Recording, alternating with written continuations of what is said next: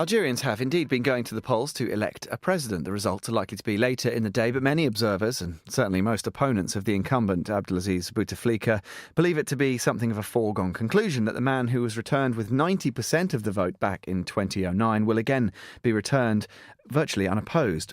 So with some levels of dissatisfaction already apparent, and with the man himself ageing and in ailing health, what might the immediate future hold? Well, joining me now, live from Algiers, is the Franco-Algerian journalist and Monocle contributor, Nabila Ramdani. Nabila, thank you very much indeed for joining us.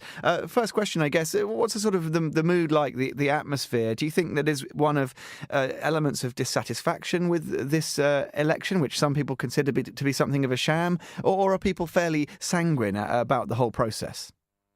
Well, the good news, of course, is that many people supported a stability candidate, and they got one in Abdelaziz Bouteflika. The unofficial figure is that he's been elected with a majority of 76%. That is a figure which will perhaps be confirmed this afternoon by the Interior Ministry at a press conference.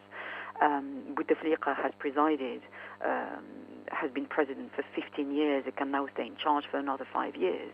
But the bad news, of course, is that there are widespread allegations of election rigging, and the majority, which is being suggested at the moment for Bouteflika, sounds certainly unlikely.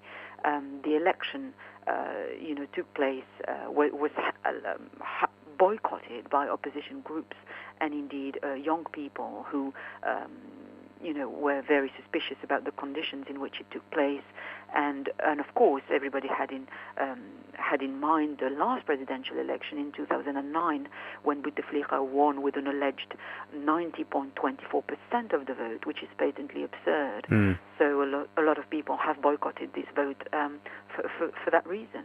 And Nabila, tell me a little then about what you think might happen to these dissenting voices, because it is interesting. It's not split just along religious lines. You've got Islamist groups, but secular groups also who have joined together to join in those calls to boycott.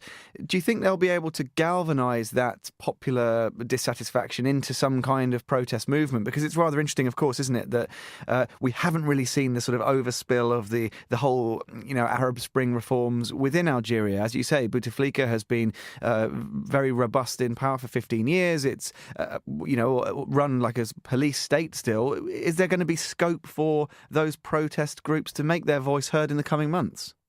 Well, you're quite right to mention the security issue, and the election, of course, took place in the usual context of high security. Algeria has been a very unstable country for many years, and Bouteflika has been credited for making Algeria a safer place. And during election day, 185,000 plus police officers were securing polling stations yesterday, and the thing to remember here is that people view Bouteflika as the security candidate. But I think a lot, as far as the demand of the majority of Algerians are concerned, it was very clear that it had nothing to do really with divisions along perhaps sectarian lines, Islamist or secular. The crux of these elections and the reason for people to be dissatisfied with Bouteflika has to do with the fact that he put an awful lot of emphasis on stability and security, but he didn't tackle the more dire socio-economic problems. Young people in particular stayed away from voting stations. 70% of the youths are under the age of 30, and the majority is unemployed.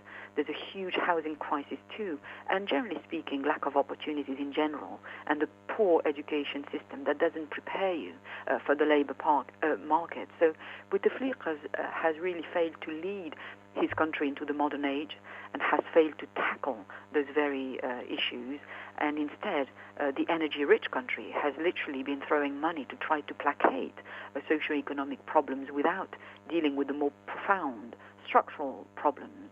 But certainly the people who went out to vote and especially cast their vote for Bouteflika, it's essentially an acknowledgement of his role in the War of Independence, but also he came to power in 1999.